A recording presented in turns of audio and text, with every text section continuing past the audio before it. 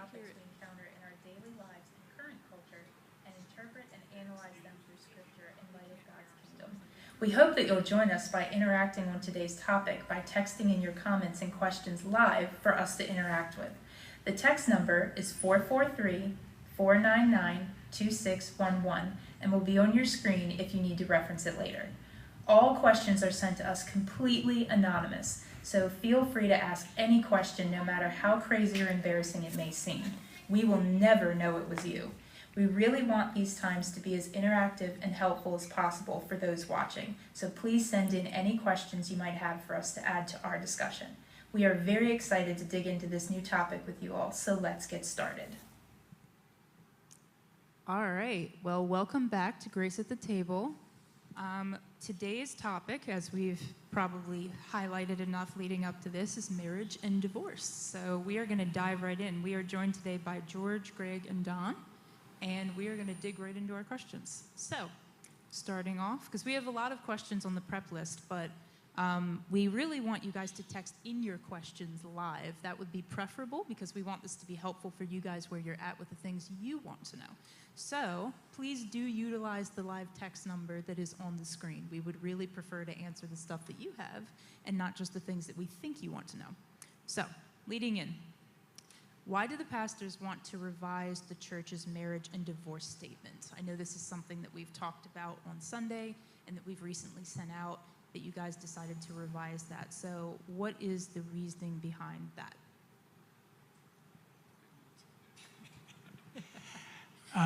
The reason is it wasn't that there was anything in the statement that we felt was inaccurate, but marriage and divorce issues are probably the most complex things in pastoral ministry, at least in my experience. And there was a couple things in the statement that I think we felt like we needed to flesh out a little more and nuance a little better, and really just to create a little room for the understanding that there's a complexity of these things. There isn't a cookie cutter, one-page sheet that handles all the different issues. And there was one thing that is we actually spent, I can't remember how long it took, but we spent a while. We read two of what I think are supposed to be the best books on marriage and divorce, and as a pastoral team really spent a number of hours just walking through the material, studying that out, trying to discern whether there was anything we would tweak in our understanding. And there was one issue that we thought we wanted to include at least a little statement on, and that had to do with the part about it, if someone is under church discipline, and that they would be viewed as if they were if they were pursuing an unbiblical divorce and were unwilling to turn from that the church would kind of get involved in that and seek to, appeal to them to not do that. But if they continued down that path, that at some point church discipline would become a factor. And the Bible says that in that case you treat someone as an unbeliever, so that would put that marriage in a little bit of a different context in the way we would look at it and handle it under those circumstances. Okay. Yeah, I think if you look at the two statements side by side, there's nothing substantial, not like we've changed our theology. But there's just been a number of instances over the last, 10, 15 years that we've had it out there where we started to say, okay, does this address that? And some of them that wasn't the case, and so we kind of added a sentence here or two, or really kind of a paragraph on the church discipline, please. Yeah. Yeah, the reality is, like I said, there's probably nothing more complex than the diversity of situations that involve marriage. And there is no one-page or two-page paper that's going to lay out all the different issues that need to be considered in those things. So that statement is really just kind of our basic understanding of what biblical doctrine says. Okay. So you touched a little bit on the process that you guys kind of went through. So reading books, studying, talking. And how long did you guys go through this process? Is this something you've taken a long time to do? Until it's done. Until it's done. And then probably a little bit after that. So we all read a couple of books, and then we met kind of tweaked it, thought about it, met again, and I would say probably 3 or 4 times we went through it to kind of ruminate and finally Okay. get the wording just the way we wanted to. So you've been working on this for a couple months, really? Several months. Several months. Okay. Yeah, I think what led us to want to do this wasn't so much the statement as it is just wanting to take a fresh look at the topic, particularly in light of some of the unique situations that we've experienced, and just wanting to make sure we're doing our very best to address those things in a loving, gracious, biblical way. Okay. So It's interesting, we're all familiar with Grudem's book on Bible doctrine, and yet I think it was sometime last year, fall of last year, he put out a major article changing his position on divorce. So it's just, and it's in light of just kind of the way he's interpreting literally one word. And so I think it's one of those things where we're not changing our theology, but we continue to mature and grow, and then more of these circumstances challenge the way we thought. Is it in the statement? Okay, we need to tweak that a little bit. So. Okay. So, go ahead.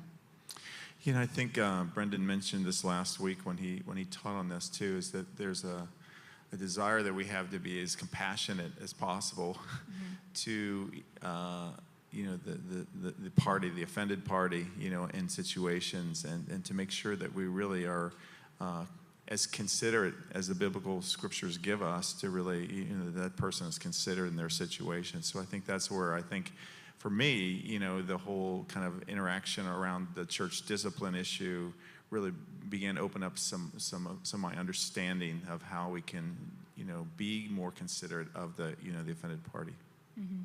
Okay, so if we were going to highlight, just for someone that may not have read the document yet or something like that, if you're going to highlight in like 1 or 2 sentences what the changes were that were made, since you're saying it's not, I think you said it wasn't a major difference, it wasn't a complete overhaul, how would you summarize the change that was made? Just for context for moving forward in this conversation, just so we're like, I would sum it probably up. say 2 things. I said one would be just to include some language that recognized the sensitivity and the difficulty of certain situations involved in marriage and divorce issues, and recognizing that there isn't a simplistic black and white cookie cutter approach, that there's some pastoral wisdom in how you sort through things that needs to be involved. And then secondly, I think the issue of, in cases of unbiblical divorce in the church, bringing the church discipline process into that, I think creates the opportunity to bring those things maybe to a resolution a little better. okay. That gives someone either clarity on whether they can go ahead with life and be remarried, or whether they're still kind of called by God to try to reconcile. And I think one of the things for me personally over the years is I've often been struck by how I can feel like those things they can just kind of hang in there in an unreconciled manner for years sometimes. And so anything that we can biblically do to help bring some closure to those situations, I think is helpful to all parties. Okay. Well, that's helpful. Oh, no comments? just clearing my Just throat. clearing the throat? Okay. That's how you know we're live, because we don't know. All right, so if we want to dive into some more practical questions now, because there was a bunch of things, obviously, we couldn't touch on every little question or thought on such a complex issue in the message that was done last week or in the marriage document. There's just too much that would be there to cover. So there was a couple questions of different scenarios that we did want to go over where we could discuss those. Let's start with them. So first question, if your spouse committed adultery or any other sin providing a biblical ground for divorce and you decide you want to try and stay with them, is there a statute of limitations on how long that broken commitment allows for a biblical reason to exit the marriage?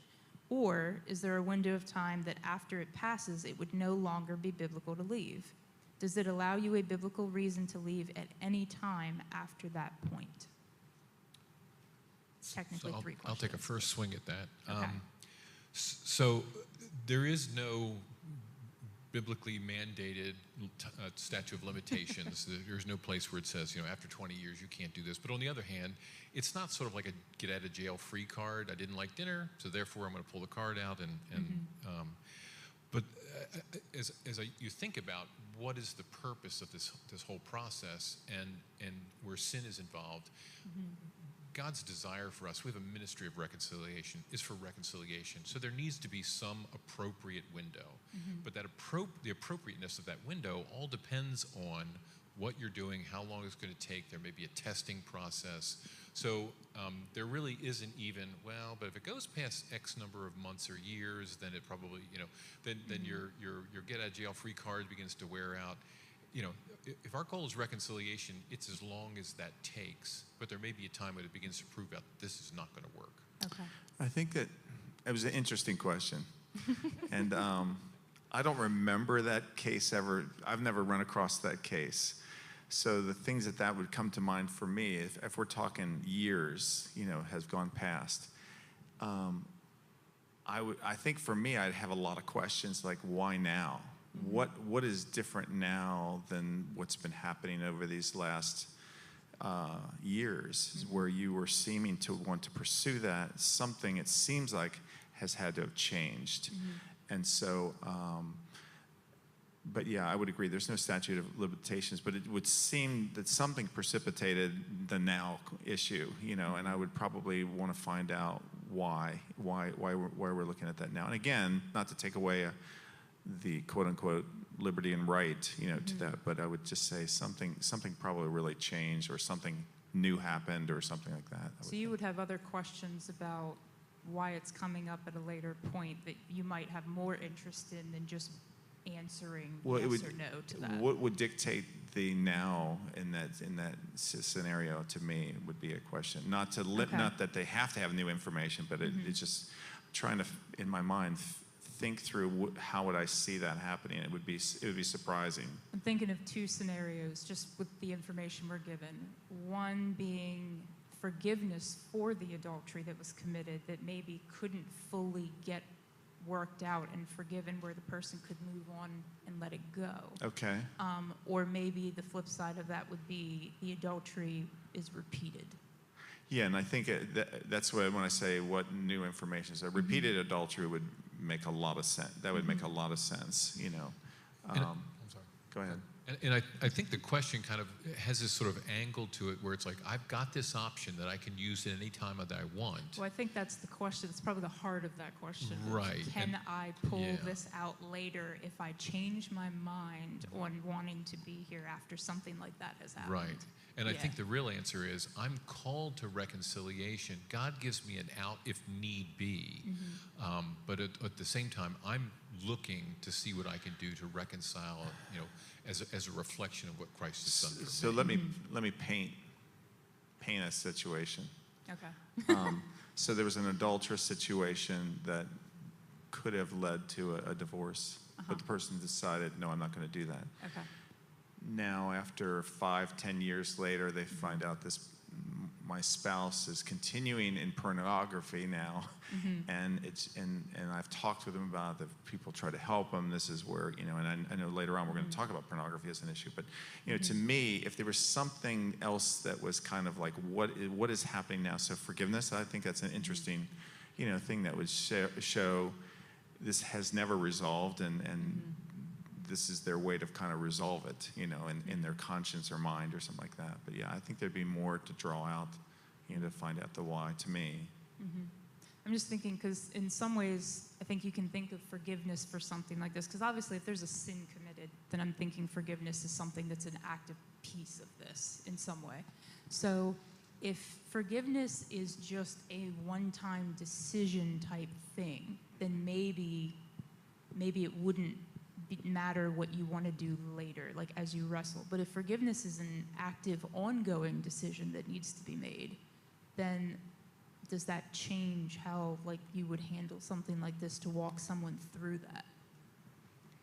Yeah, I mean, I think along the lines of what some of the things that have been said, I think how you think about this is a big part of kind of how you'll deal with this kind of question. Because when I think about, when this happens, when someone commits adultery in a marriage relationship, there are if that marriage is going to be saved, there are two things that are absolutely necessary. One is a genuine, real repentance on the part of the person who was the offender. And secondly, is a genuine, real forgiveness on the part of the person who was offended. And part of forgiveness is kind of a decision, I'm not going to hold this against someone moving forward. And that can be a struggle that takes time to work through, but until those two pieces are there, the marriage isn't really in a place where reconciliation has really occurred. But once those things happen, I would hope that someone wouldn't, that solves the question of, is there still an option for me to pull this card out? I think forgiveness implies that I've put that card away and torn it up. Okay. And let me dovetail on the repentance. I think tied to that is trust is going to have to be rebuilt and restored. And so repentance is going to need to be a part of trust being restored. So if I don't, I've forgiven you, but given another opportunity, I don't trust that you're not going to do the same thing. It's going to make it very difficult to stay, to continue in that relationship if trust is eroded and continues to be eroded by various things.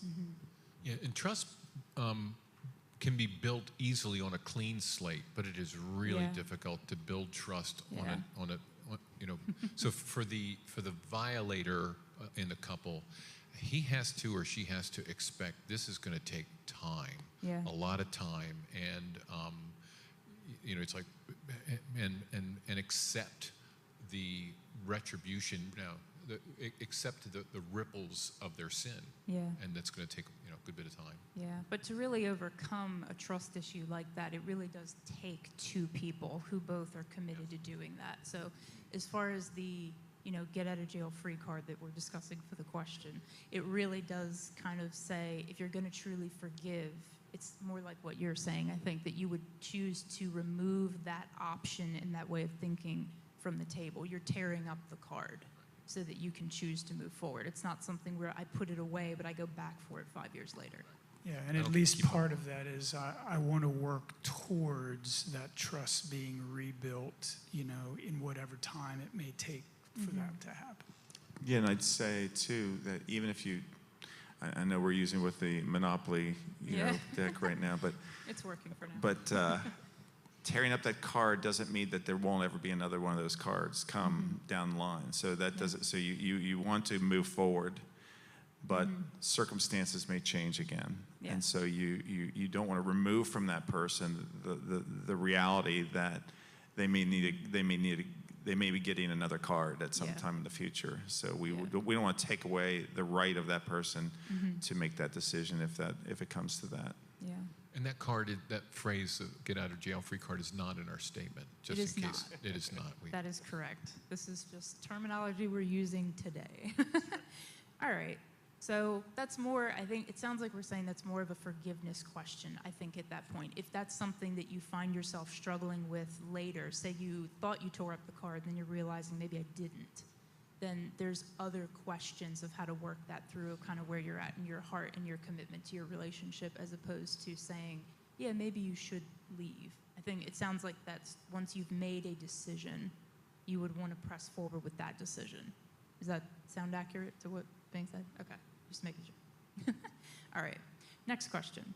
We have discussed a physical act of adultery, but what about emotional affairs? Is that the same, and is it biblical grounds for divorce? Could you address that? Mike's people. Having an offline conversation here. Emotional affairs. Yeah.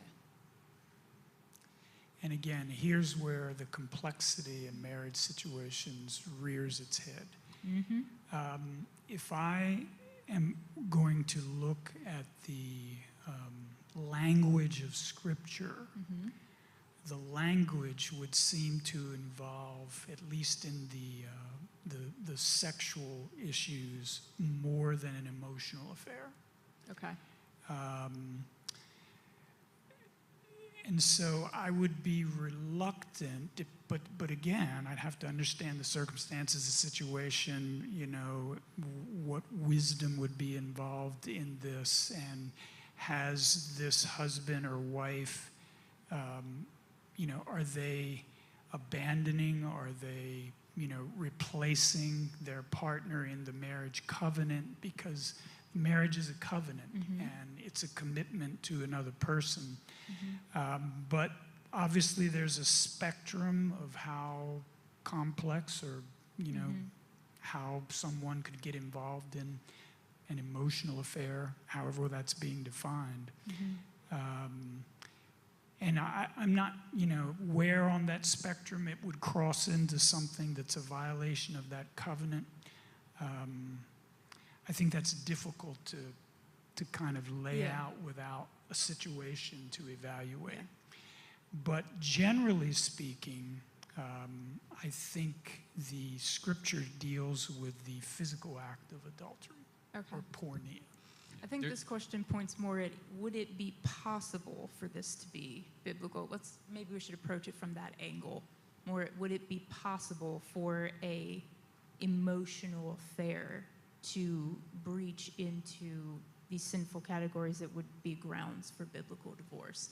Because if the answer to that is no, then I don't know that there's really a sliding scale, if that makes sense. But if there is possibility there, then I think we're back to the sliding scale. So maybe we should start first with the, is it even possible? And I would be where, you know, agreement with Dawn's on that. I think there probably has to be, for it to be divorce, I think it has to be a physical situation.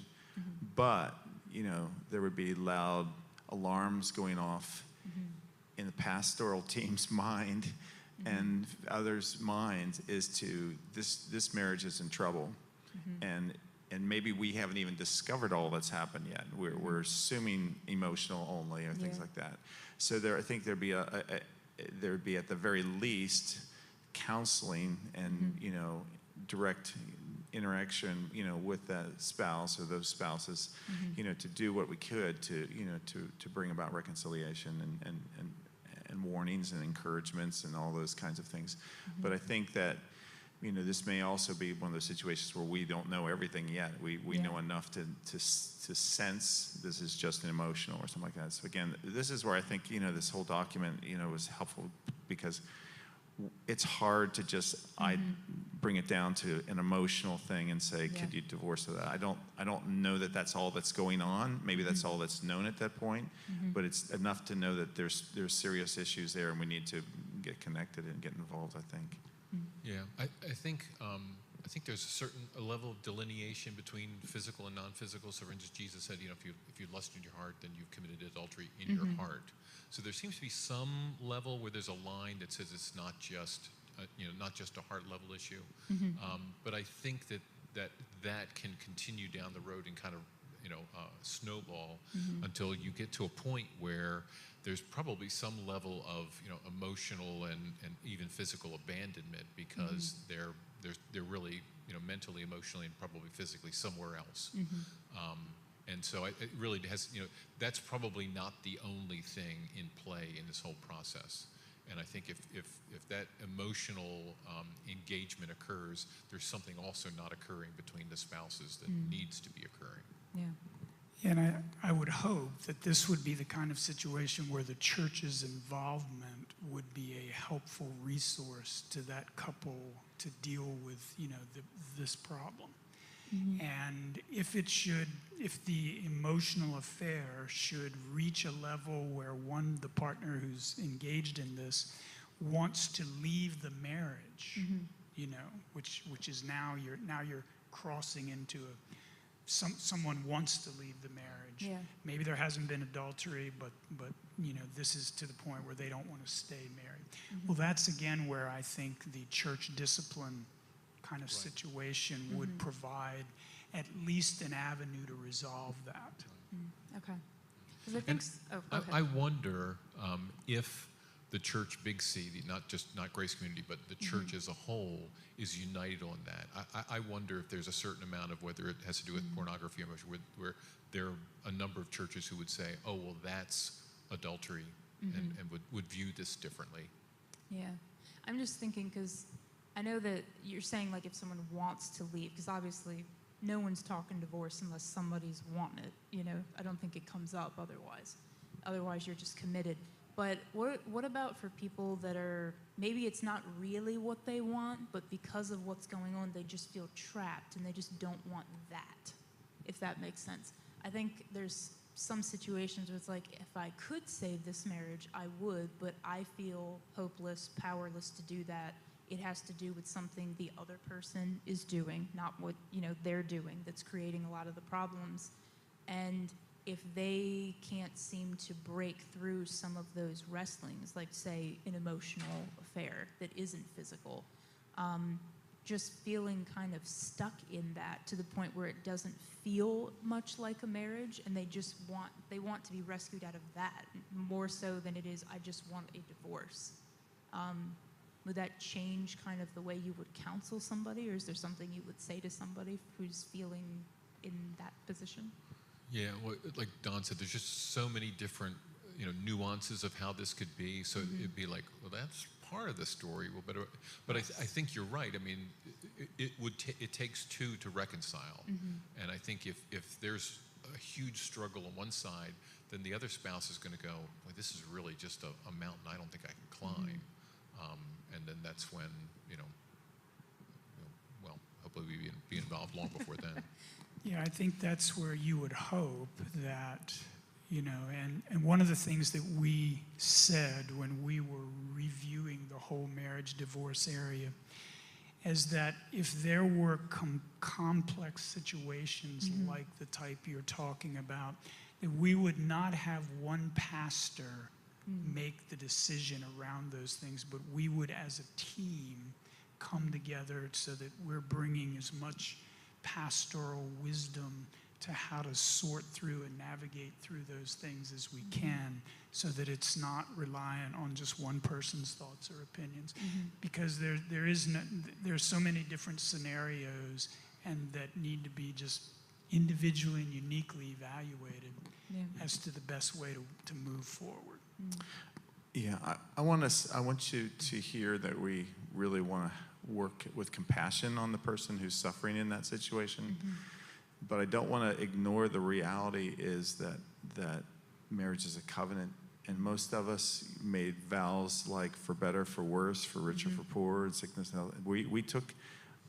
We made a pretty tough covenant to just easily step out of it because I'm not happy right now or something like that. Yeah. So I think it's a sober thing as people kind of look at marriage as being wonderful, from the outside.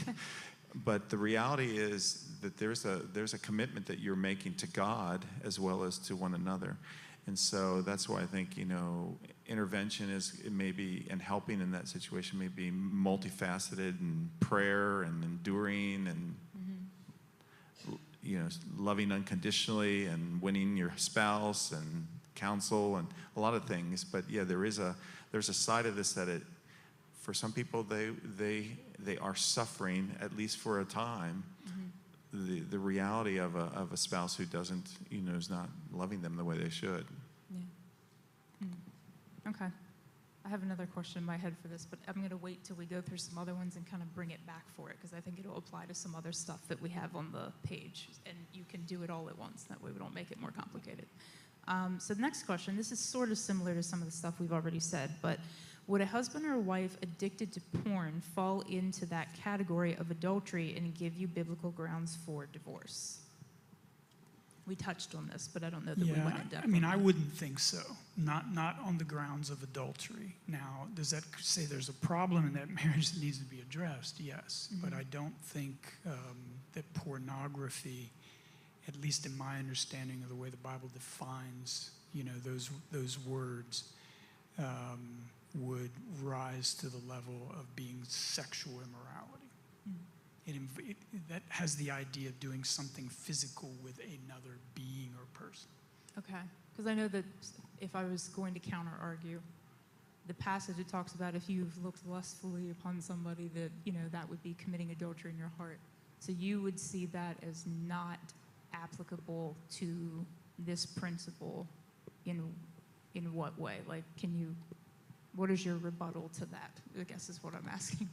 How would you swat that out of the sky? So if you walk down that line, then if you got angry with somebody, Yes. is there right for us to be, reporting them to the police so that they can, Yeah. go to jail for that, Yes. So, I mean, I'm not saying there's not a quality of likeness and it's a sober seed there that's leading to something, but I think that just there is a difference, like I said, in anger.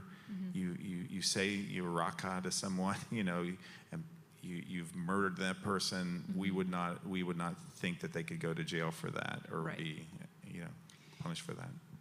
I think the reason why adultery is a legitimate reason for breaking the marriage covenant is that you introduce another person into the unique intimacy and oneness that God has designed for the two of you to share together. And in doing that, you kind of violate and break that oneness covenant.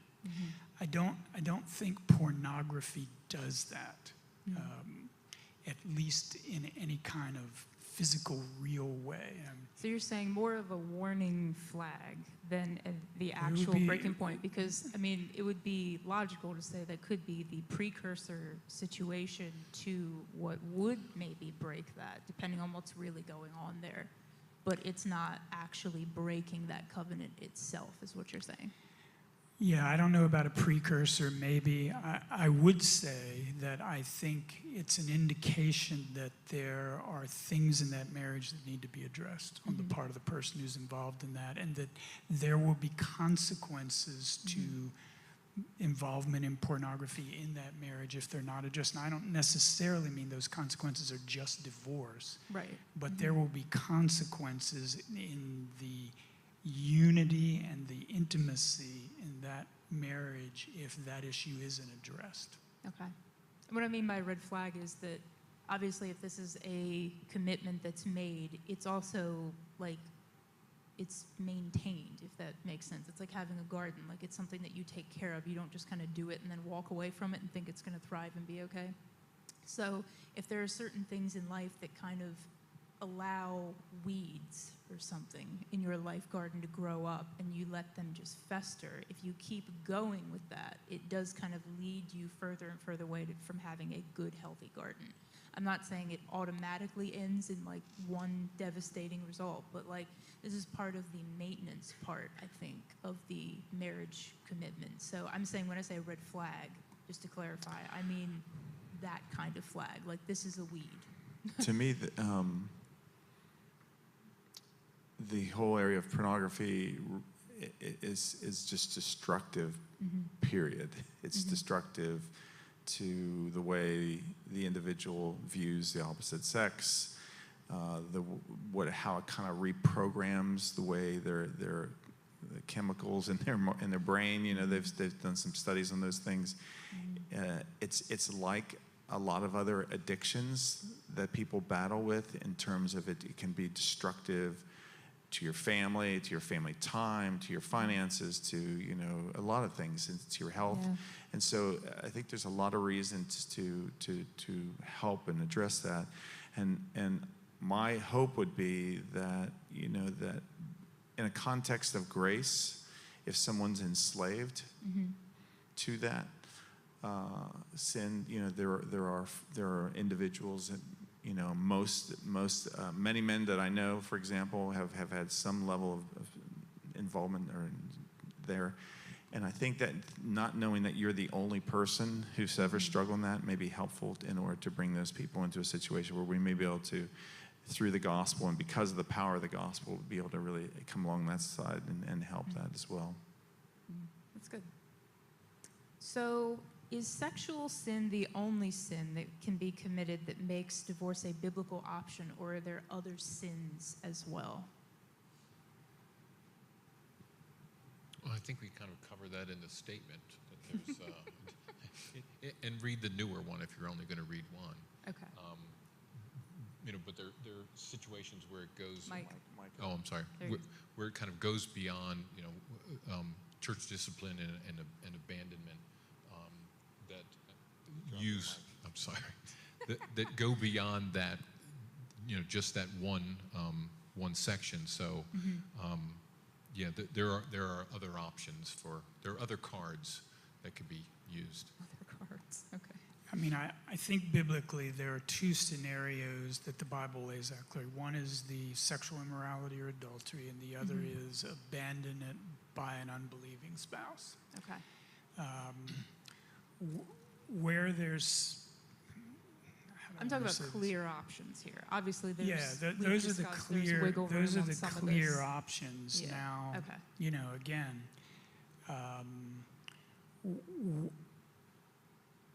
the complexities very quickly enter onto the stage. Like, what about something like physical abuse? Yeah, that's where we're going which next, so yeah. you would not want to tolerate, except you would not want that person to stay in that situation. The Bible doesn't really speak to that, and so again, you have to say, how do we sort through this in a way that seems to appropriately protect the rights and well-being of the parties involved, and where does the marriage covenant in that come into play? Yeah. Is there a place for repentance and change in those kinds of things? And if not, you certainly wouldn't want someone to stay in an abusive situation Yeah. So because they made a commitment to be married. Right. So in terms of abuse situations, because that was the next question, emotional, verbal, physical abuse situations, all with their own complexities. Are any of them truly grounds for biblical divorce as opposed to just a separation? Because I know you're talking about, obviously, you wouldn't want someone to stay in a truly harmful situation. I think physical abuse is probably the most easiest to say this to. If you were being physically abused, I don't think anyone would say, oh, just stay there. We want you to be safe. We want you to be healthy and be okay. Emotional abuse, verbal abuse, maybe a little harder to assess, maybe not as blatant as physical abuse, but still very, very real and potentially very, very damaging to people. So for those types of situations, are we looking still at biblical grounds, especially if someone's unrepentant for these types of things in the way that they're repeatedly treating their spouse? Or are we looking at something that's still just maybe a separation type thing, or more just counseling, Yeah. I think we're trying to look for a clean and easy solution to a sinful situation, and that just doesn't occur. The only solution to sin is the cross, and that's brutal. And so all of those things, I think they kind of fall under that. The pastors need to be involved. We try to use wisdom and counseling and grace and the gospel to draw people out of that situation. But abuse in any form, and like you said, several of those are hard to define, but abuse in any form is just not acceptable at all, and we need to get that person to a safe place. Yeah, I think, in physical abuse, if someone is being abusive to their spouse, they are certainly not honoring the covenant that they made with that individual. Emotional abuse and verbal abuse, I think those are a lot more challenging because, in the culture we live in, there's a lot of broad definitions of what's abuse. And there's a sense in which all sin is abusive. It's always hurtful towards another person if we sin. And so there's a whole spectrum of, range of how sin can be abusive to other people.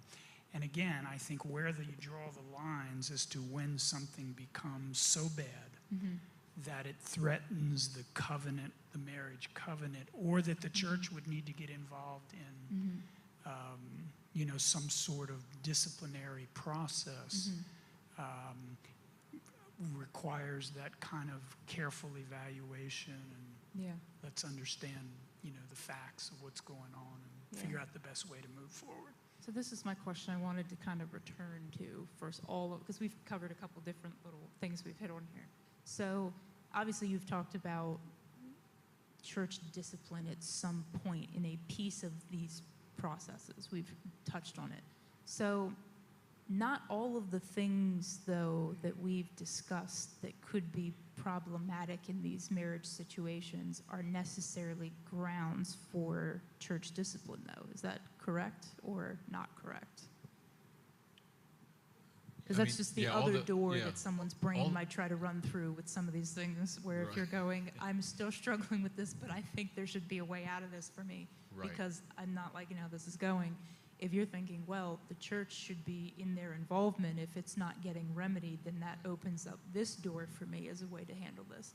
Yeah. Then what is your response to that? Right, yeah. All the marriage counseling situations that I'm involved in, do not raise to that level. Exactly. And yet they're painful Yes. to both of the spouses. Mhm. So it's a matter of, of working through a lot of those. Mhm. And then some of those, hopefully many of those get resolved, but some of those begin to escalate. Mhm. And at that point, there may be some level of church discipline, but most of them don't. Yeah, I was going to say, I don't come know that close it's to it, yeah. so, and correct me if I'm wrong, that any sin gone unrepented for rises to that level of church discipline. It doesn't sound right to me, but let me know if you disagree. Yeah, no, that's correct. And one of the ingredients necessary for church discipline is that it be significant sin, that it's kind of public. In other words, it has an effect that's Okay. kind of out there, and that it be clearly unrepentant. In other words, this is the person who says, look, I don't care what you say. I'm going to keep doing this. I'm going to keep walking down this path. And so what things would rise to the level of being so damaging or destructive to a marriage that the church would say, look, if you keep going down this path, we can't allow that to happen. That's going to destroy your marriage. And does the marriage count as being public? And you're saying that's the Yes, right, I so think the marriage counts as being I public. mean, in general, I would say yes, although, Okay. Again, that would be something, Wow. depending on the issue, Yeah. as to whether that would be, but Okay. So is there I don't want to say a short list of what would go towards church discipline, but how would you, besides those three criteria, because I'm just thinking it's somewhat loose still, and that's on purpose, I'm assuming. We clearly have a list of questions today that don't have flat answers. So this is like a conversation in some ways that feels like it's going very, very vaguely, but is there more clarity to give to that for how someone can try to figure out if they think that would even be appropriate, or is that not even something they should need to concern themselves with because that's not the goal? I'll give you a short list. Unrepentant. If the sin's unrepentant, that's the list. and significant. I think it has to be, we have to rise to a level where it's a hurtful, very damaging, significant kind of thing. I mean, who I'm in just our, thinking, who in couldn't our someone- marriages don't get angry with our spouse? And Yeah. say things that we shouldn't say, don't, in some ways not love them the way that we should. And so I think the church, we want to be a means of restoration and growth and reconciliation in marriage, not just an arbiter of when things are such a problem that the marriage needs to end. Right. I think we want to do everything possible to protect and guard the sanctity of the marriage covenant, but recognizing that sometimes people do things that damage that severely. Yeah. So again, the clear ones in the Yeah. Bible are, abandonment. So someone who chooses to pursue an unbiblical divorce would be a church discipline situation. Yeah. I'm just thinking something like maybe constant and persistent verbal abuse could, in some definition, fit the criteria. I wouldn't rule it out. But I if don't know, it's- I'm not saying if it definitively, would rise but to that level. I mean, you could throw out all kinds of things, like if your husband is going to strip clubs, a couple nights a week. or your and- wife, you never know. Or your wife, I don't know, maybe. Would something like that rise? And it might, So I think, again, it's hard to give a laundry list. Okay. So really, this is a case-by-case kind of thing, more like the openness kind of the statement that you guys have provided, where it's, we need to evaluate these as they are and try to work with these cases, but you would want to be involved. Yeah, I think the difficulty with this conversation is we're always thinking about how can we work on restoration and repentance, and this is, well, what's the fastest road to punishment? Yes. And we're not thinking that, Yes. although that is, that's obviously something we've had to deal with. Yeah. But I think we're more thinking like, how can we apply Scripture and the gospel to this situation, to this couple, to this sin, Yeah. to bring them to that point of repentance. Yeah, you're approaching with more hope. Right. I think the questions That's- are designed to come more from the place of the person who's feeling the difficulty and the potential entrapment, maybe, of their situation for some reason.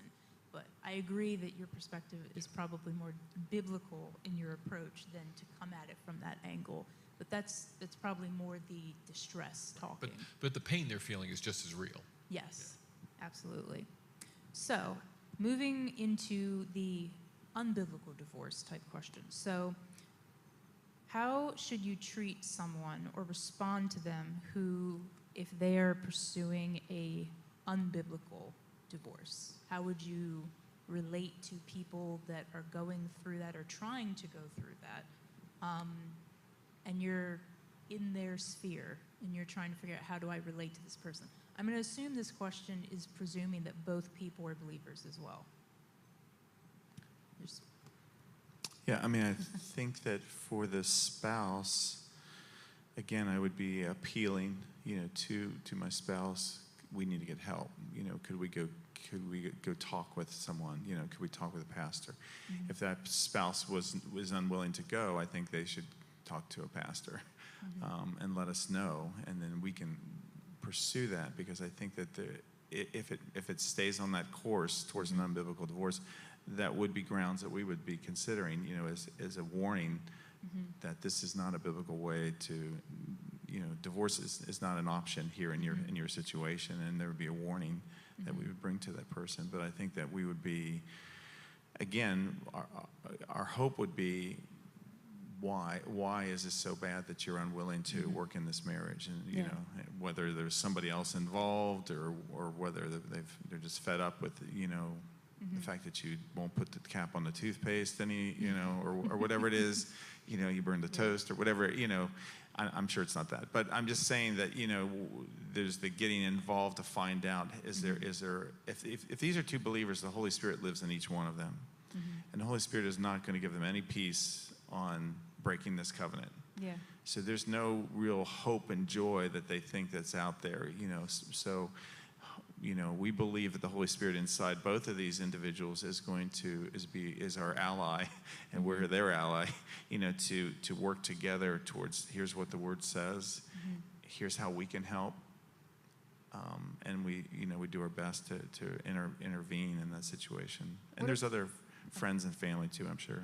What about for like the average person? Because I know Yeah. you guys are in the position of pastor and Right. shepherd, which is a little bit different than maybe the rest of the body of the church or your average person. So if you are not a pastor Right. and say it's a friend, we'll just say it's a friend of yours, maybe a family member, Yeah.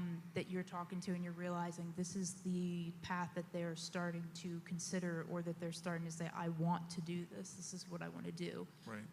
How would you respond? What's a good, appropriate way to respond and engage that person? Do you say nothing, or is there something that is a good way to approach that with them? Yeah, when I heard the question, my first thought was, how do you treat them? Well, you treat them with grace, Yeah. lots and lots of grace. It's really difficult to present to them the uncompromising truth in love and still it not feel, especially in a situation that's so personal as this, that it wouldn't feel personally condemning. And so I want to treat them with grace, the same grace that I've received in my own sin. Yeah. But I don't know that the answer is significantly different, pastor, non-pastor, is treat them with grace, but let them know this is where, and unfortunately I've been in too many of these situations, but this is where, this would be a bad choice. This is a choice that would not honor God. This is a choice that has ramifications down the road. You do not want to take this road. Yeah. Yeah, the only thing I'd add is it somewhat depends on your relationship with the person. I mean, if this is somebody you really know well, I mean, you might really want to challenge them, if you've got that kind of relationship with them. If your relationship isn't as close, I think, is there an opportunity where you can appeal to them? I mean, I think Scripture says that we're to, teach, instruct, admonish one another. And so depending on the kind of relationship you have with that person, I mean, is it going to be helpful if you preach at them, if you don't really know them? Probably not. So again, as the Lord would give opportunity, I think, how do you love them, but at the same time, speak the truth in love? Yeah, because this is always the balance, I think, of people that we have out there. There's people who lean towards grace, and I think really wanting to just be mostly gracious. And then you have your other camp that really loves to challenge because they think that that's important. Both of these are important pieces, I think, to dealing with people you care about. But they are, the because balance is tricky on difficult I'm issues. not loving you if I just let you walk down a path that's going to be destructive to you and your family without at least trying, Right. in hopefully a right way to speak to you about it. Yeah, so completely ignoring it and not saying anything to be supportive would probably not be the right answer, but neither would be directly getting in someone's face to tell them you can't do that. That's not right either. Unless you've got that kind of relationship where this is something you do with one another, Okay. I'm just picturing how well that may or may not go, but yeah. Some people can do that. Bit risky, but probably there's context for that. All right. So if you were part of an unbiblical divorce that was initiated by your spouse for unbiblical reasons, are you now not able to remarry in a God-honoring way?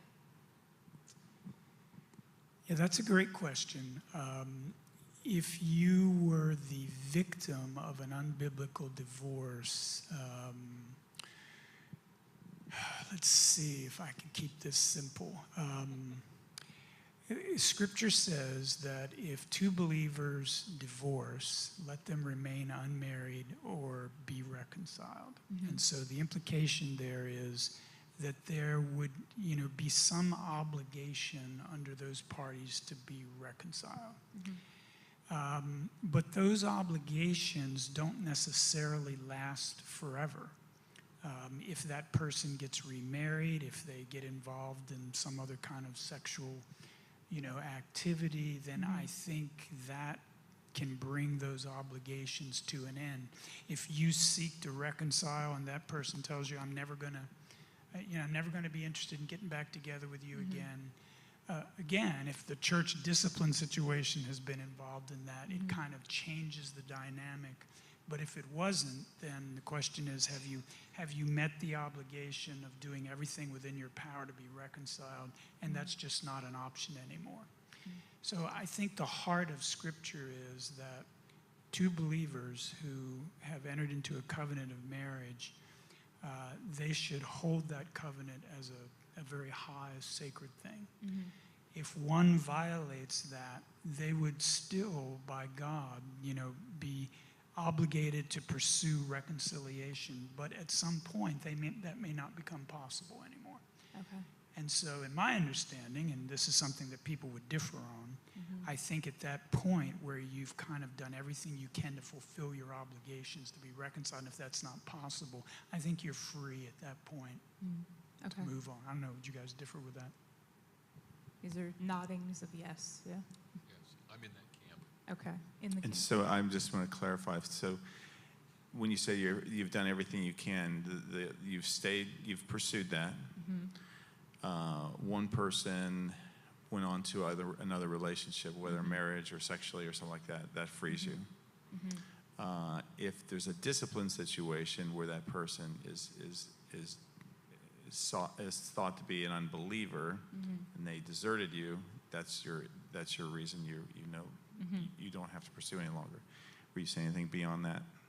Yeah, I might be, because I think one of the things I've seen over the years that I've never been comfortable with is people who have been the victim of an unbiblical divorce by, with another believer, and they're now caught, not able to be remarried.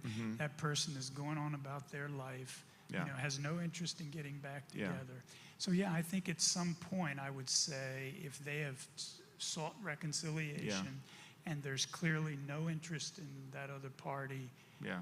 doing that, that I would see them being freed from That they're that. not Yeah. captive to a dissolved marriage. Exactly, Yeah. to that Yeah. other person, because they need to become a captive And that's to when I'm that still other person's sin. sorting out in my own mind. But I'm not.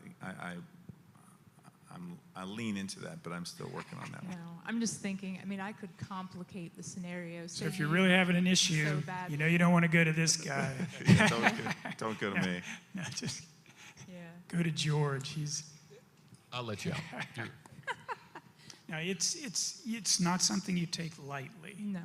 but at the same time, there's something that doesn't feel right about an innocent party having their whole life altered by someone else's sin and there be no resolution to that.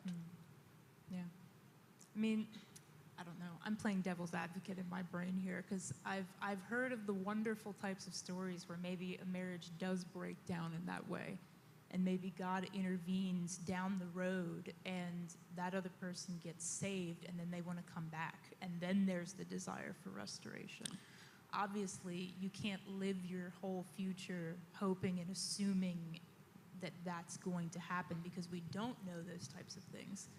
I mean, I'm just thinking, if it were me and I had moved on and then that turns back up, that would be very conflicting for me. Well, And again, I'm trying to make this complicated Yeah, right you- now. I'm you're not raising trying- a different situation. You're doing because well. the previous one was I'm doing a good job. two believers. Yes. This one you're saying a person gets saved. Well, it's more complex than that because see, really, if you get, let's say you're married and one person gets saved, and the other spouse who's an unbeliever decides they don't want to stay in the marriage, and so they leave. But then they decide they'd want to be reconciled in the marriage. Now, as the believer, Yep. you're in the situation where God says, don't marry an unbeliever. So, there's that complexity. But if the person got saved and wanted to come back into the marriage, I don't think there'd be anything, that would stand in the way of that. Yeah. That is more complicated. Good job. You one-upped me. So, okay. So we've talked repeatedly about this idea of reconciliation. We've thrown the word around. It was in the message. We've talked about it. But I don't know if we've ever sat down and actually defined what that means. When we say go trying to reconcile the marriage, or they're not fully reconciled, or trying to go be reconciled even from an unbiblical divorce or something, like, what are we really talking about doing there? Is there like a heart position that is, or is this a specific act of what someone is trying to do? What are we talking about? Because I just want to make sure we're clear on that. Well, we've used the word reconciliation in a bunch of different situations, so there's Yeah. probably a number of different definitions. So if we've Okay. got a couple who's together and something occurs where they're either in counseling or one of them is considering pursuing divorce, then I think that reconciliation process is their conflict within that marriage, and we're trying to resolve that conflict and bring them back to a biblically growing, healthy marriage. When you've got two totally non-believer, believer, and the reconciliation, that could be a completely different definition depending upon what those situations are. So I think the short answer for what is reconciliation is to try to resolve a conflict and to bring them to an even plane. And so it depends on what the situation is to be able to define that easily. Or if you're talking about the example where you talked about two believers had an unbiblical divorce, and now you reconciled them. They came back together in marriage. So they're reconciled in their marriage. So that's. But it's not just giving Yeah. up that right to leave that marriage. It's now we're in a healthy, growing marriage. Okay. Yeah, I think reconciliation has a lot of levels. I think in marriage divorce situations, what the goal of reconciliation is to bring those two parties back into the marriage covenant in a way where they are willing to work together and stay in that covenant and work on the issues that need to be worked on to get to where George is saying to have that I think it's clearer for if you're still in the marriage. I think that's probably a little bit clearer for people to just commonly understand. I'm more questioning for the reconciliation after the divorce, be it biblical or unbiblical. What would reconciliation look like in that context? Because I think, and I could be wrong, that in Brendan's message, he said something about reconciliation from an unbiblical divorce, that you're still called to try to reconcile. In that context, what does that look like and what does that mean for that? Especially if you're not the one, I mean, I don't know if it changes whether you're the one who initiated that unbiblical divorce or not. I'm not sure if that changes what that looks like. But So yeah, if I understand, I mean, the simple answer for me would be, let's say your spouse divorced you because you got overweight, and they didn't like the way you looked anymore, so they divorced you. And then later on, they were, through whatever means, they were willing to reconcile, meaning they were willing to be married again. okay. And so, to me, reconciliation from an unbiblical divorce means, whatever that unbiblical issues were, that's not stopping you from coming back to your marriage covenant, because you're still, you are divorced in an unbiblical divorce, but I think God's heart would be for you to return to that relationship, if possible. Okay, so this isn't like we're going to have a chat. That's not what we're talking. Do you know what I mean? Like, we're not just going to go hash some things out, make sure we're in a good place to move on, but still go our separate ways. Yeah. When you mean reconcile, you actually mean attempt to reunify that union. Is that what it means in that context, or is there something else? I think it's the broadness of the word. Again, there are levels of reconciliation that can occur in situations. I think in what Greg is saying, and I think he's, the main purpose of trying to reconcile people in a divorce situation is to hopefully see them restored back to their original marriage covenant. Even if that person's an unbeliever and they initiated the unbiblical marriage? Because I'm No, going. I said if they're believers. Okay. Yeah, Okay. believers. Okay. Too many ifs. I'm sorry. telling you, I trying. said I'm these are the just most complicated things trying to you're going to keep run up into. here. There will probably be no other topic where we will say, I don't know, I'm not sure, it depends, as much as we would in this.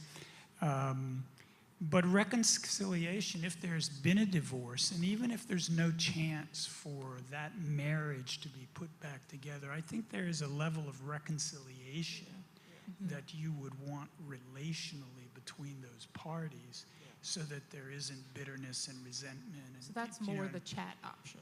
Well, the chat option. It's a relational reconciliation as opposed to a marital reconciliation. Okay, because there are some of these situations, if it's an unbiblical divorce, I don't know that trying to reunify is actually the right thing for you to do. So at that point, reconciliation is more of a peaceful. And even if it's a biblical divorce, Something. you would still want a relational reconciliation if possible. Okay. Yeah, so I mean, and we see this happen with, families that have been divorced and now they've got kids that they share and they want to get along with each other and they don't want to speak against their mate. So we see that happen even with non-Christians and things like that. But I think in the context, for me, when I read about this, be reconciled, I don't think it's talking about that. I don't think it's talking about relational, getting along with each other. I think it's talking about being husband and wife again. I think that's what it's talking about. And I think that's God's In heart. 1 Corinthians 7, Yeah. that's what it's talking about, marital Okay. reconciliation. All right. Comments, George? Nothing? Feeling good? All right. So we're going to move into some questions that other people have asked now. So I'm going to read it as if I'm not me. I'm remarried now, but my previous divorce was unbiblical. Does that mean my current marriage isn't valid? What does God want me to do? The short answer to that is no. It doesn't mean your current marriage is invalid. Whether your divorce was biblical or unbiblical, it was a divorce. And when you got married before God, you got married again on a covenant before Him, and that marriage is valid and real. Okay. No disagreements? Just Totally ditto? agree. Stay Ditto? tight. Okay. All right. Other questions. If two non-Christians get married, both become Christians, and realize that they're married for all the wrong reasons, can they get an acceptable divorce?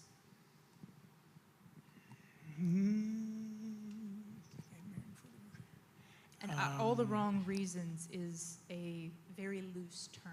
I don't know who's asking this, but like, Yeah. there's not a ton of context there as to what that means. So Yeah, this I is would a harder say question for you to answer. I would say no. And the reason I would say no is because they still made a marriage covenant, with one another. And as believers, even if they got married for all the wrong reasons, and you got to remember in the Bible, a lot of times people got married without even knowing one another. So, Yes, hard to fathom for our culture today. but It feels but I would hope that if they would both be wanting to honor that marriage covenant and be committed to, with the grace and power of the Spirit, to work on growing and the oneness that would call them to, that there would be grace for them. Okay. Again, I've never even come close to this situation, so I'm trying to imagine that would them becoming Christians now don't want to be together where they've been together as a non-believers. So yeah, I think all the wrong reasons is a strange, because I think that so many things in the Bible that happen were not motivated for good reasons, So I don't know if the reason you got together is really the issue. I mean, especially if you believe in a sovereign God who's working all things together for his purposes. So, but that said, I don't know what the conditions are now that have so changed things, that they can't be together. I would, that again, to me, that's too broad of a blanket to throw. So I don't understand what that even means. Well, let me attempt, because my brain's accepting the question, I think, a little bit better Okay. for some reason. I'm not saying I'm agreeing with an answer, but I think I'm getting the gist. So let's just say, let's create a scenario. Okay. And sorry to whoever asked this if this is not what you meant, but you can text in and fix that. Yeah. So let's say that you have two people, they're both not believers, but they end up getting together because of their deep passion, love for something, and I'll leave that vague, that isn't of the Lord. Okay? They're both really into it, though. So I don't know what, that could probably be a range of different things. It could be a specific religious practice or something that's not edifying. Oh, you got a question? Okay, go ahead. I'll let you finish. Okay, all right. So let's say it's that. And let's say that because of maybe their deep infatuation in their lifestyle into that particular not good thing, Right. that is really what most unified them, Right. and their worlds were centered around that. Yeah. However, in their becoming Christians, that's now not in the picture. And maybe even a piece that they both wrestle with that becomes difficult for the two of them being together because they both don't want to do that thing, go to that place, do whatever that is. So if that's your situation and you're realizing that if we take this out of the picture, there was literally nothing else that drew us. We don't really actually get along that well. We don't even like the rest of the same stuff. There's nothing else that would bring the two of us together. And yet here we are, and we're in this union. How do we move forward with this? Because it almost, maybe at that point, could feel like you're dealing with a stranger. Like the basis, the foundation of what brought the two of you together has changed. So Go ahead. So I'll go ahead. I'll run since you've taken an idea that we're not even sure is right, I'm Yes. going to run too Do far it. with it. Make it So bigger. so a couple gets together because they just love to get high. Okay. And then Sure. all of a sudden, or they love to go clubbing or something like that, and all of a Yeah, sudden yeah. they get saved and they go, you know what, this is just not what we should We're not be going to doing. do this, right. But we really don't have anything else in common. Right. And that was definitely the wrong reason to get married. Well, Paul talks about, if you're in slavery, stay in slavery. If you're married, stay married. And so I think the call is for that to happen. And then my thought, when I heard that, I was like, oh my gosh, well, whatever this thing is that we're not engaged in anymore, you are engaged in something now. You're engaged in following God. And let's see what we can draw from God out of that process as that becomes the most important thing in our lives. And we're going to learn a lot about each other. And we're going to learn that we're sinners. We're going to make mistakes, and it's going to get clunky. But at the same time, God's calling us to stay in this. Let's see what he can do with this marriage. So the choice to unify over something else now. It's Yep. just maybe it's not Yep. that thing. And they but do maybe have it's something in unify over common. Christ, Yep. right? Okay. Plus, I would say I think there can, from a biblical perspective, there can be a little bit of a danger sometimes in the way we think about what marriage is all about.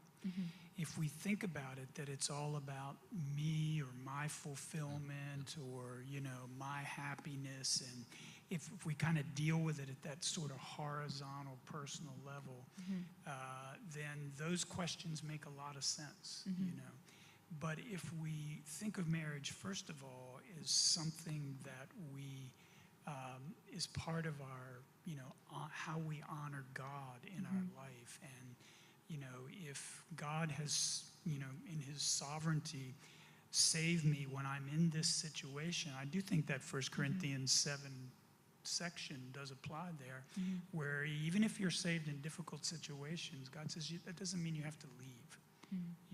That you can live out your faith in Christian life right where you are. And I think with the Spirit, at work in their lives, and what George said, their new kind of what they do have in common now is a unity of, that comes through their faith. I think they might find that there's a lot of things they could work with together that would give them hope for, the future there together. Okay.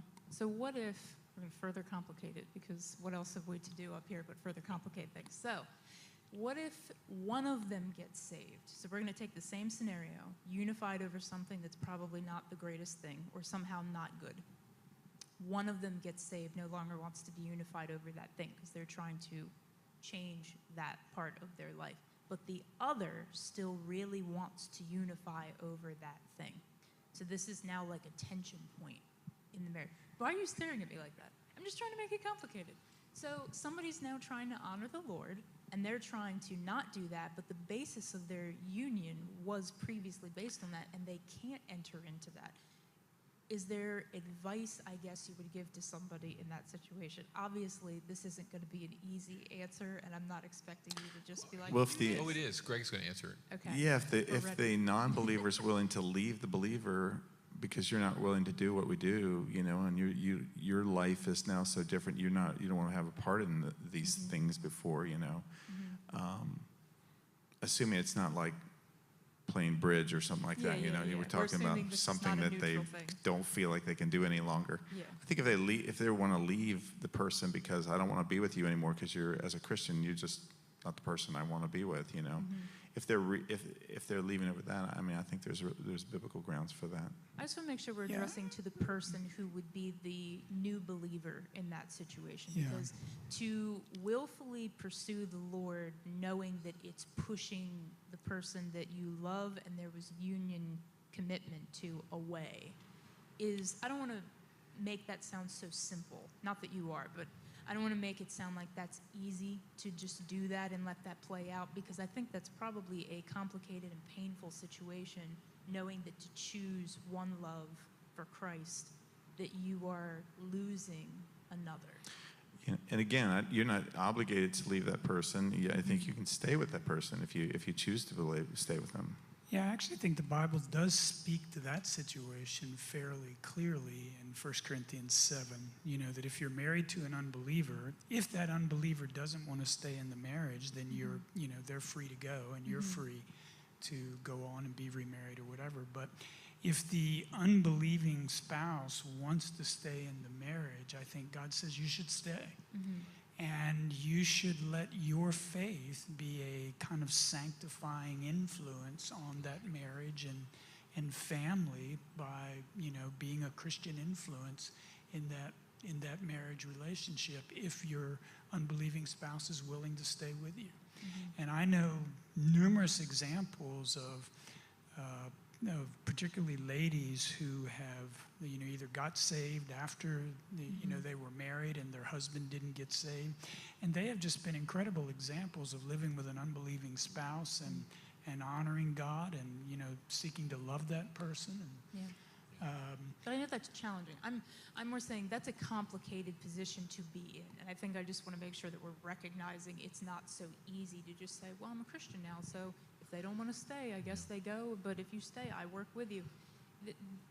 There's two commitments here that are being made, Right. And when they don't align, that is complex and it's difficult. And I can even imagine, even though you're saying all of that, and I don't disagree with that, but to still feel good about that outcome, knowing that person may be getting further and further away from you for this choice, that still probably doesn't, even though it's you're not saying it's wrong, but it's not going to feel good to have that happen either. So I feel like Person there's, leaves. yeah, like they're getting Well, no, distanced and it's- more and more it's- distant from you because you're, now following Christ and you're in this complex situation. You're trying to honor two commitments that obviously don't Right. perfectly align, In an ideal world, they would, but obviously there are cases where it doesn't. So what encouragement or counsel would you give for someone who's more in the emotional wrestlings of being in that position? Yeah, I don't know that it's complicated. It's conflicting because you want to and you are called to value your spouse and to esteem them. But at the same time, the question is what comes first: my following God or my pleasing my spouse. And I think that formula is relatively simple to follow. But I think there certainly is, but it's difficult. And for the individual who's in that marriage, and to be honest with you, it could be two believers where one of the believers just is not seeking God in a committed sort of way. Is that it's kind of just like the songs we were singing about today. Is God will not fail us. God, God will continue to do, if we continue to do the right things, God, God will continue to bless us and give us grace to do those things. And part of that is just learning to draw on Him even more as we go through that. Lots of times what happens is the spouse sees that and is drawn to it. That's not what happens all the time. Yeah. Jesus spoke to this several different times, ways, where He said, no one's lost a brother, sister, mother, father, for the sake of the gospel, that he doesn't, receive 100 times brothers and sisters and mother, fathers in this life. And that's not the husband or the wife particularly, but I think those are dear relationships. And I think that probably in a lot of cultures where Christianity is a minority, I think this happens a lot, where in a Muslim culture, a spouse becomes a Christian and they're, they're rejected by families. They're, they have to flee. And I think that it's, it's not as common perhaps, although, like you said, when you have two unbelievers and one of them becomes a Christian, they're in that situation. So I do believe one of the things that God would point us to is his church family, because I think the family of God is a family to those people and comes alongside those people and comforts them and walks with them. And but you can't dismiss the reality that there's a bond there that God had really designed to be permanent, and it's torn.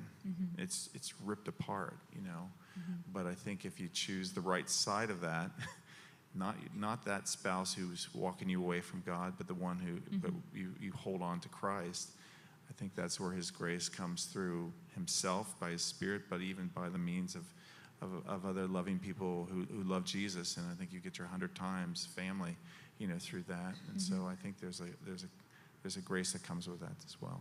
Okay. Yeah, one of the things that George mentioned this, but I really would want to emphasize this because, this is not a trite thing that I'm going to say, but maybe it can feel that way sometimes, but I believe it's really not. I don't want to emphasize the importance of the grace of God. The things we're talking about, they can be really difficult, challenging situations. Yeah. Marriage is the closest relationship in your life. When there are problems in it, they can be the most challenging things that you can deal with. And all the kind of circumstances we're talking about can be really difficult. And the message I did a few weeks ago on, from 1 Corinthians 7:17 through 24, where God calls us to stay in the life He's assigned us. The thing on the end there we don't want to miss, He says, stay there with God. That God is with you. He's there with you. He wants to help you and give you grace to walk with Him through the difficulties of these kind of things. Our call is to, Lord, we want to do this in a way that you would want me to. Yeah. But I need your grace, and if I'm going to do that. Yeah. And so I don't want to underestimate, because if it's just us as people trying to work through this, it's not going to go well. Yeah. And those avenues of God's grace are God's word, prayer, and God's people. Yeah. When I was in my early years before I was a pastor, I was a really, really close friend of mine was a guy, his name is Jack Stockdale, and his wife, Joan. And they had been like really, really close sweethearts. They were planning to get married, and she had been a Christian, and she realized that she knew he was an unbeliever, but she loved him so much she wanted to stay with him. But she finally told him, "I can't marry you. My life has been given to another." And she said, "We need to break up." And she broke up with him. And that he could not believe that she would choose Jesus, that he doesn't see, over him. And it drove him to really seek for God. And God used that to save him, and eventually he became a pastor. He's been a missionary overseas. He was raised a family that loved God. But I think God will give us some hard calls, but those calls will be for our good. It'll be also for that person's good. For us to choose Christ over that situation is the right thing to do. Okay. So, new question. If someone had an unacceptable divorce, we're going to replace that word with unbiblical, because I'm pretty sure that's what we're going for, and remarried someone other than their spouse, should they get a divorce? If not, are they continually sinning? No. I can answer that one easily. No, they should not get a divorce. The marriage they're in now is recognized by God. It's, whatever the circumstances were that led to it. Once you said, "I do," your obligation is now to that marriage. Okay. So that, I do want to mention this, because I don't know if it's going to come up, but I think sometimes divorce can be looked at like the unforgivable sin. If you go through an unbiblical divorce, that's going to, you're going to carry that and the consequences of that for the rest of your life. And there are realities that there are consequences to choice. But if you were the victim of an unbiblical divorce and you're remarried now, or even if you were the initiator of an unbiblical divorce, if there's repentance and you've gone to God and you would have sought to do everything you can to reconcile those relations, I don't believe that this is something that can't be forgiven like any other sin. So if you've made mistakes in the past, if we've handled things in the past, I don't think God wants those things to burden us for the rest of our life, like they can't be forgiven or we can't move on. So, And you're not committing adultery now in your new relationship. You're not. Yeah. So is there anything for that person, because they're obviously unbiblical marriage, now they're remarried, besides more of the peaceful reconciliation things that we've already talked about, is there anything else that they would be called to do in that situation, like in any kind of connection back to their previous one, to that person? Is there anything you would... Other than any relational reconciliation that may be involved, then no, I don't think so. Okay. I'm sorry, I wanted to correct something I just said. So if you had an unbiblical divorce and you remarried someone, you did commit adultery. But now married to that person, it's not like this is an adulterous thing going on. It was an act of adultery that, in the situation, correct? We said if it was someone who causes somebody to remarry someone, they've committed adultery. So it is adultery, but it's not I'm just saying you're not committing adultery on and on and on and on and on. It wasn't it wasn't an adulterous act. Okay. That's not part of this question, just to be clear, but this is I know, but I made a feature. statement that person did not commit adultery, and I think, well, that's not true. It wasn't an adulterous act. Yeah, I need to know the circumstances, whether they Right. were the victim of the unbiblical divorce. Right. The Bible does say that if you're divorced for an unbiblical reason and your spouse kind of gets, remarries, that you're causing them to commit adultery. And I think to understand that, the reason is because God, if your divorce was unbiblical, God would still see you as obligated to be reconciled. Okay. Once you get remarried, even though that act, in one sense, kind of creates an act of adultery that breaks that former covenant, you now are responsible and obligated to a new covenant. And I think what Greg is saying is right. You're not committing adultery in your marriage on an ongoing basis. Okay. I think that the committing adultery thing has to do with the fact that your original marriage covenant, which you would be obligated in God's sight to reconcile, even though your divorce is real, because you would be obligated in God's sight to have sexual activity with another person, would be kind of an adultery to that. Okay. That one's complex. I'm still trying Yes. to track with. Sorry. all of- No, that's fine. I'm just trying to make sure I'm tracking with that. But like, you wouldn't be saying, just clarifying question, that just because you would end up in commitment of marriage to another person, that this is a good plan that you could get the unbiblical divorce and then remarry and then somehow be excused from any of the previous things because you now have a new commitment. You're not saying that, right? Or are you? Well, I'm not It sure. wouldn't be good to plan that, is what I'm saying. To say, well, maybe it's not a biblical divorce, but if I marry this other person, once I get that unbiblical divorce, that now because I'm in a new committed relationship and that's a marriage covenant, that somehow that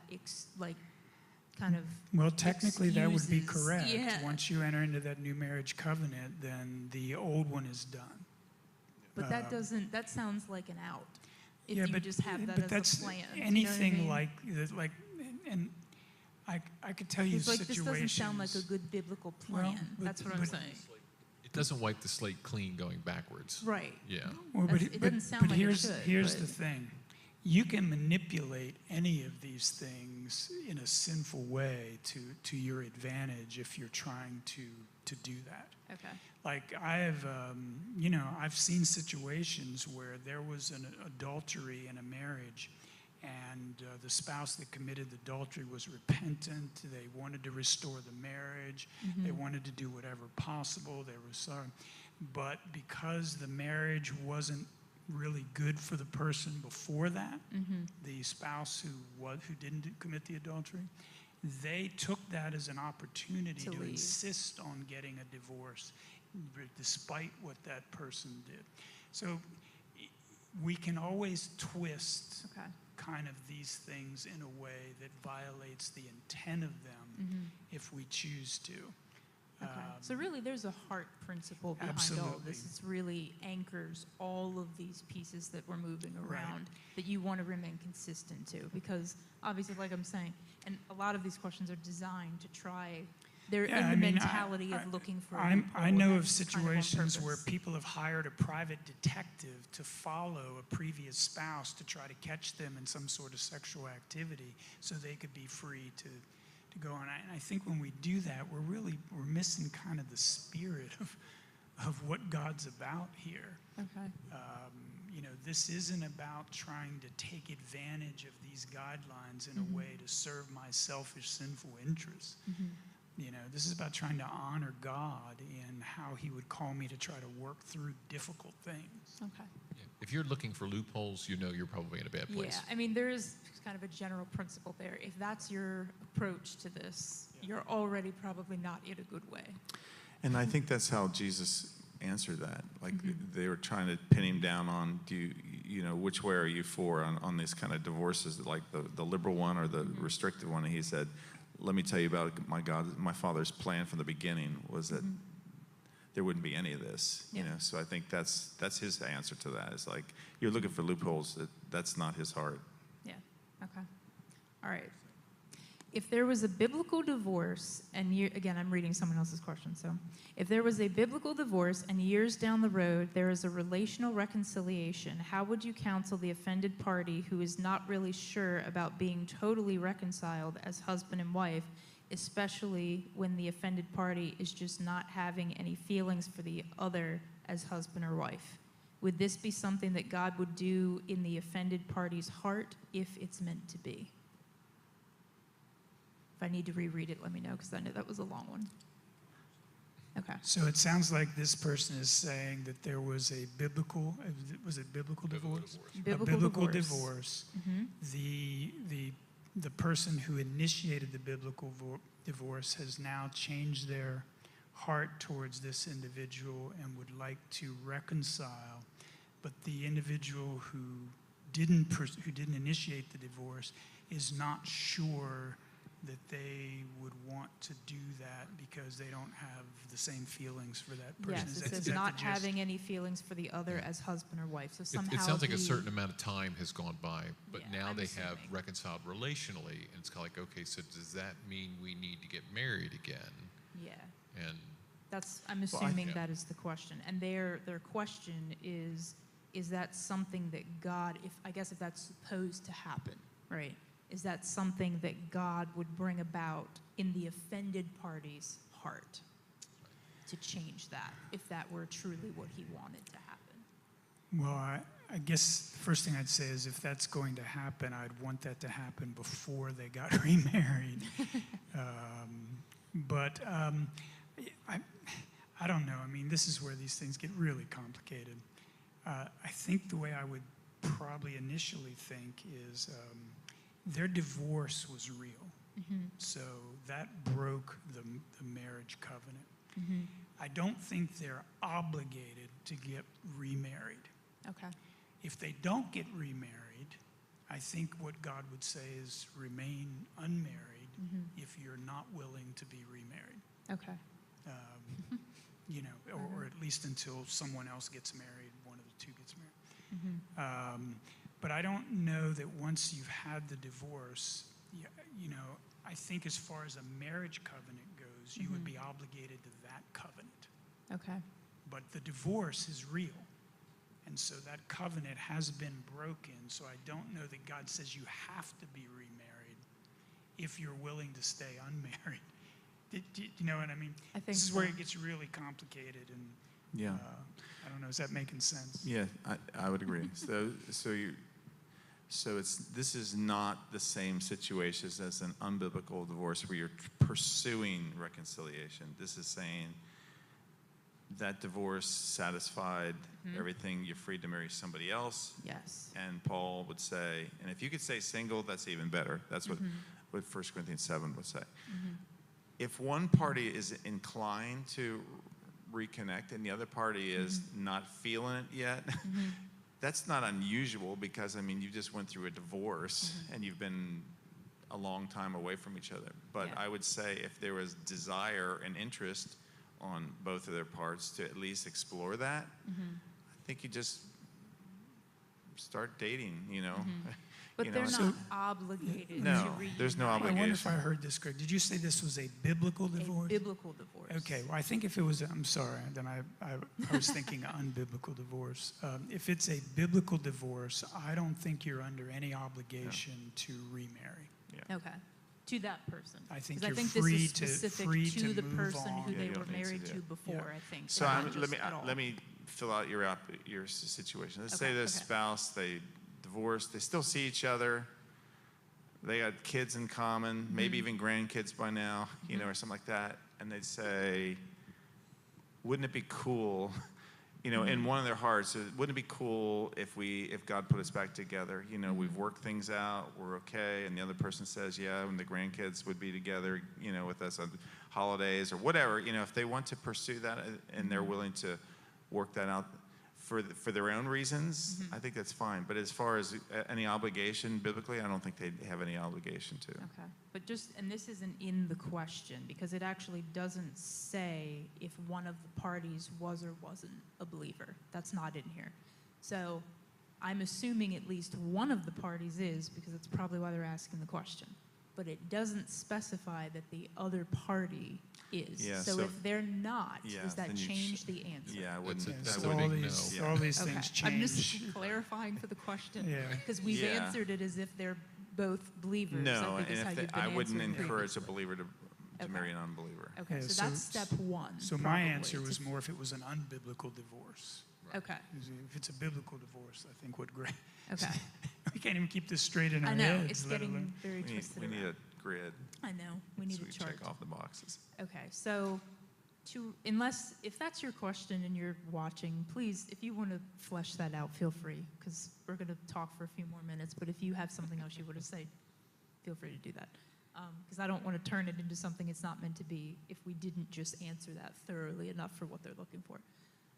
But for us kind of closing some of our thoughts up on this, one thing we didn't touch on, just for our culture, the way that marriage is often viewed, and I think this affects the way that people approach divorce then as well, this concept of what kind of person you should be marrying, and what that marriage is supposed to look like, that then sometimes when that image is not being fulfilled leads people to wrestle and want to then have a divorce because they feel like they're not getting what it's meant to be.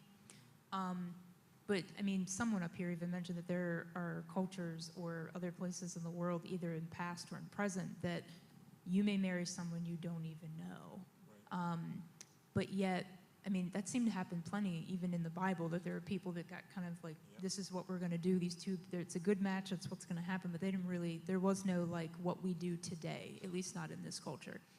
But those marriages still seem to be under the same guidelines of how God would want people to honor them and treat them and relate to them and what they were supposed to be before God, even in those types of situations. So not this whole, you find your perfect one match, and if you got it wrong, you should definitely go back and just try again, you know, that our culture seems to have.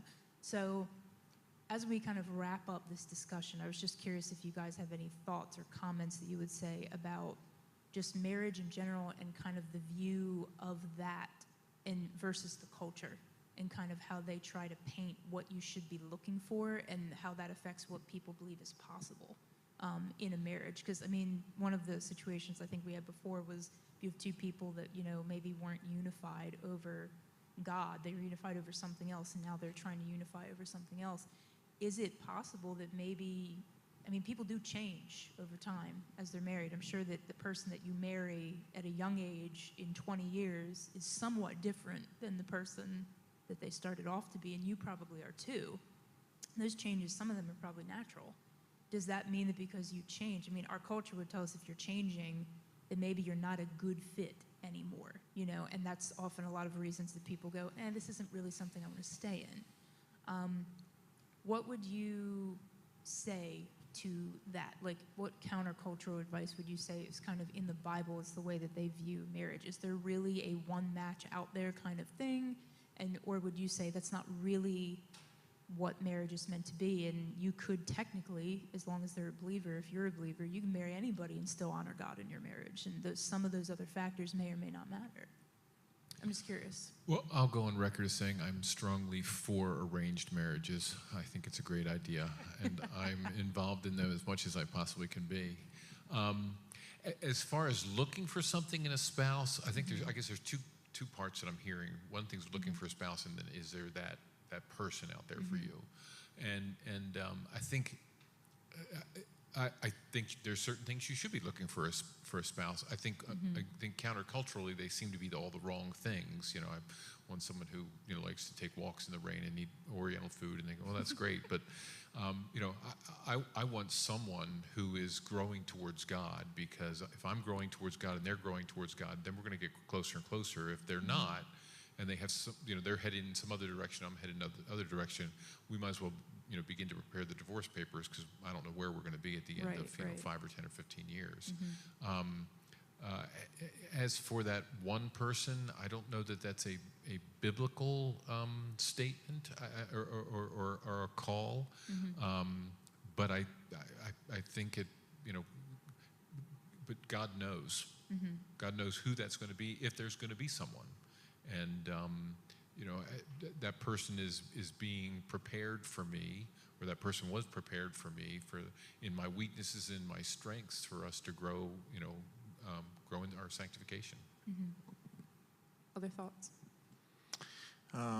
Yeah, I think this, culturally, there's not a whole lot in the Bible about what system's the best system. Like, you send your worker across the world and say, and he comes up with some little formula. If she feeds my camels, drink, she's the right one or something like that. Yeah. So somehow God's sovereignty is pretty much involved in a lot of these things.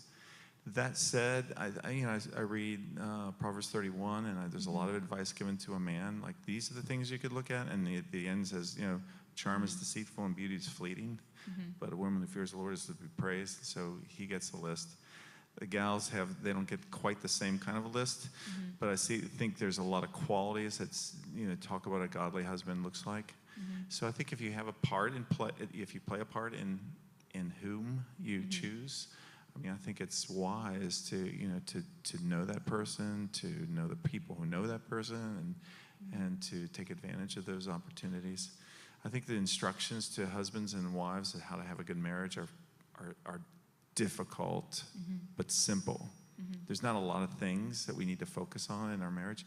So I'm confident that if we give ourselves, to being the best husband or the best wife that we can be, instead of trying to fix each other all the time, if we focus on that, I think that tends to lead to a lot of marital bliss and joy and peace.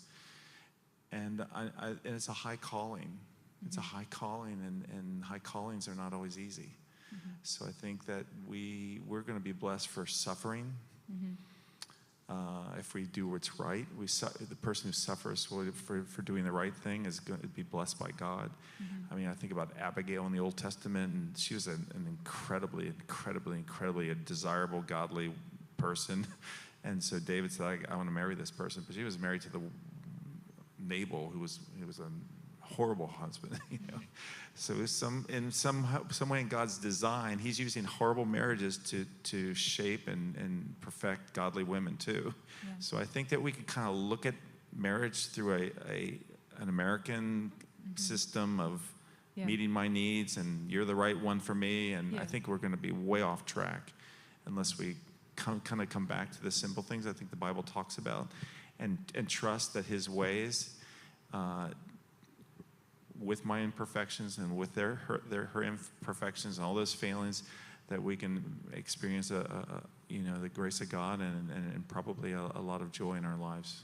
Do you have any thoughts? A couple things. I guess regarding is there a specific person for you? I think about that in a couple of ways. One is, I would say yes, theologically, because if every day of my life is written in God's book before one of them came to be, then I'm assuming the day that I get married is one of those. However, how I experience that reality, that's where I think we can tend to put God in a box and say he does things one way or another way. There are times God speaks to me and says, I need to tell you this. And there are times he just does stuff, and I don't even know that it's him or me doing it, but he does it. And I think sometimes finding a spouse is the same way. There are times, like in my marriage, I think like God told me this is the person that I want you to marry. But I don't know that everyone experiences that. Sometimes maybe it just feels like more of a natural process, but God's doing it the same, behind the scenes, and he's just doing it.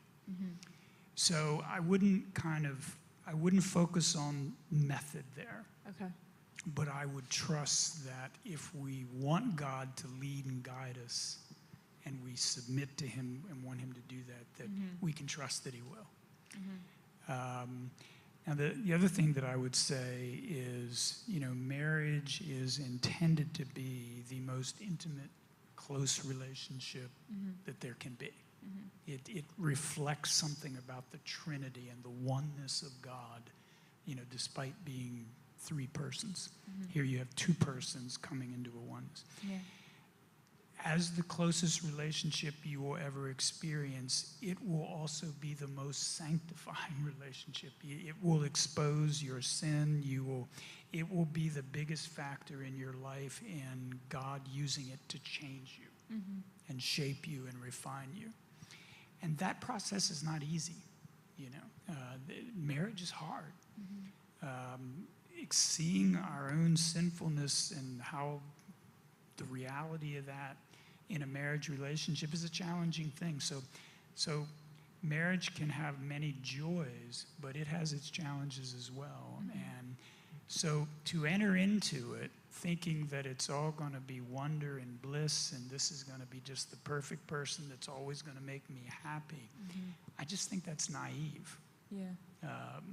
And the reality is that there's a potential for great joy there, but like most things, it comes at the expense of great effort and commitment and trust and faith and humility and self-sacrifice and all those things. But in that, I think God does grant, a blessing. So,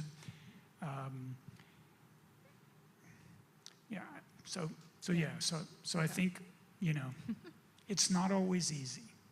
And when it comes to those times when it's not easy, that doesn't mean you made the wrong choice. Okay. Do you know what I mean? Yeah. It just means that Well, I God's know- at work. I just feel like whenever things are hard, it's very common for people to go, did I make a mistake? And not just marriage. I think that's just like, you could be in a difficult job situation. You thought it would be great. Something hard comes up and go, did I make a mistake? Should I not have done this? And I would imagine marriage is very similar, only with probably more of those, because I would imagine there's lots of opportunity for that. Right.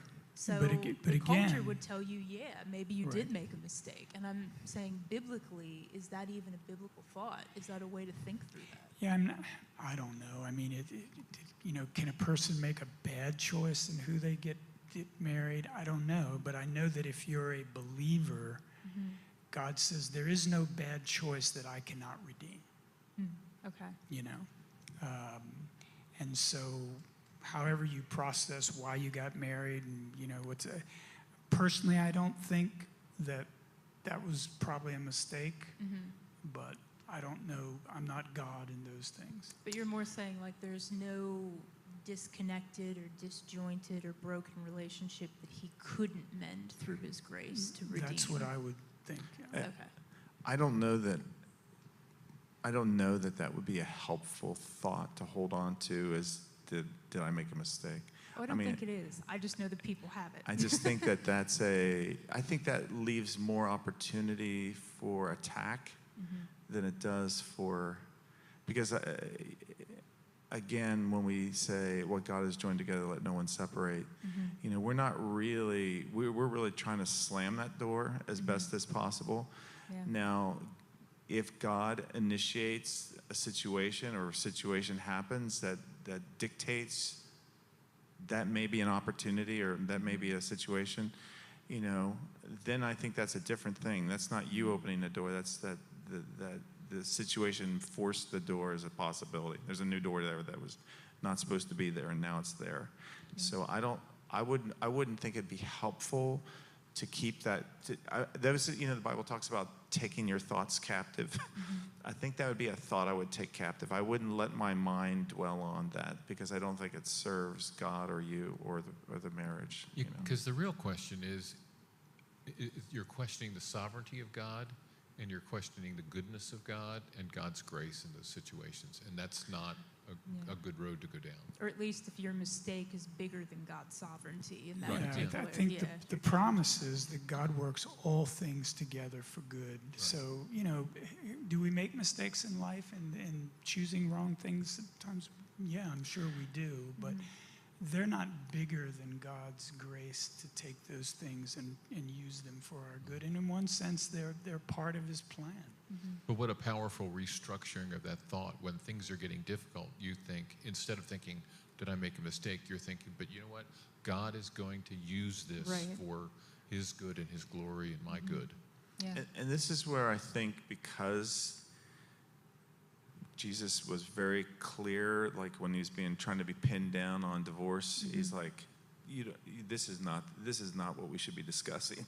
Yeah. This was not the Father's heart from the beginning. But because of the sinfulness of the situation, okay, we're going to talk about we'll just talk about this. So I think there may be a particular situation that puts a door of opportunity there for you. But you're not in that situation. I don't think that door's there for you, and I don't think you should be thinking about that door because that door is not really your door, Yeah. you know. So I don't think it serves anybody. Okay, so even, and this is just closing scenario, I'm not going to try to keep making up different situations, but one thing that we maybe didn't quite talk about, if you are a believer, and whether you knowingly or unknowingly but wishfully thinking, you know, that someone was a believer, married someone that you later, as you're in that union, realize that person is not a believer.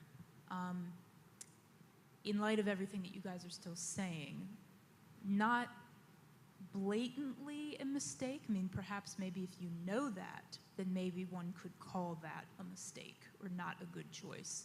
But at the same time, you're now in that union and you're committed to that, and God would have you stay there to be committed to him there, as opposed to thinking, oh, well, now that I'm married, I see this as a mistake or wish I had not done whatever.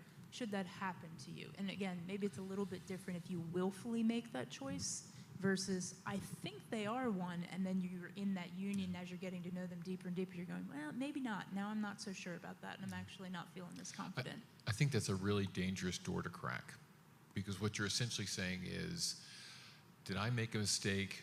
Or well, what you're essentially saying is God not sovereign enough to rule over this situation?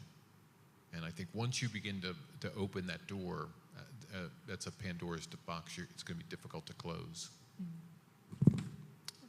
I mean, again, the scriptures are filled with lots of mistakes that were in God's will. So there's room for mistakes and still being in where God wanted you to be, you know. Joseph's whole life was filled with those kind of things. So I think the mistakes are going to be a part of God's plan. You look at the genealogy of Jesus, you know. So I think that there's room for mistakes. I don't know it's wise to keep going. If this is about second guessing your situation, I just don't think that serves anybody to keep second guessing those, to keep those doors open. Yeah, we're still bringing it back to there's grace sufficient for that. I think it's really. I think the emphasis is on the redemptive power of God to redeem even the worst of you know, our mistakes in life, whatever they may be. Yeah. I've probably learned more from, you know, things I've done wrong in life and things I've fouled up, and you know, and God's used those things in my life to help me to grow and learn and understand things. Without those difficult things or poor decisions, I probably wouldn't be the person I am now. And so God's a redemptive God, and you know that in one sense I don't know that there is no mistake if you are seeking to honor him in how you want to walk out today. You don't have to worry about whether yesterday was a mistake. Yeah. It is, you know, what is. And there's grace for what is now and what will come. Yeah, and because of that, there's hope for whatever, so whoever's listening in whatever situation you may find yourself in closing and wrapping this up, it sounds like there is hope and grace sufficient for whatever may come or whatever you may find yourself in now. There's possibilities of things turning out better than maybe they feel like they can, and that God can still do great things with whatever situation you're dealing with. Would that be fair to? Sounds like a great closing statement. It is my great closing statement. So, all right, so we're out of questions, and thank you to you guys for joining us today and having this wonderful, complicated conversation that had probably less answers and more concepts than anything we've ever talked about. For everyone else, thank you for joining us. And if you enjoyed today's discussion, have questions or comments on the topic that we discussed today, or want to suggest a different discussion topic for us, then please reach out to us by email at resources@gracecommunity.org and just mention the panel in the email title.